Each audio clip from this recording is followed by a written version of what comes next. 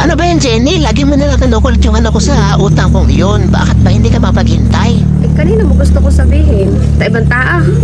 Sabi ko naman sa iyo, wala pa ako ngayon eh. Hintay mo kasi ako makapagbayad. Aba, kailan pa ba yung utang mo? Ay, katagal-tagal na. O eh, hindi ka naman tinatakbuhan eh. Magbabayad naman ako eh.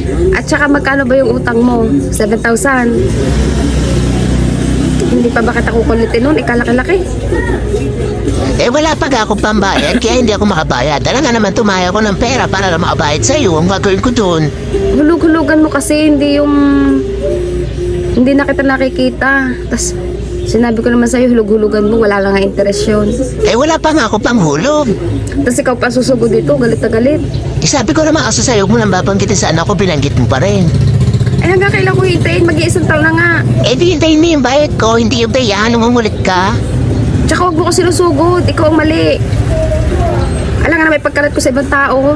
Hindi mo na lang kasi yung bayad ko, wala pa nga akong pera ngayon. Hulug-hulugan mo ako, yun tapos ang usapan. Wala pa nga akong pera, ano ba yan? Lagi si hulog-hulog naman ito eh.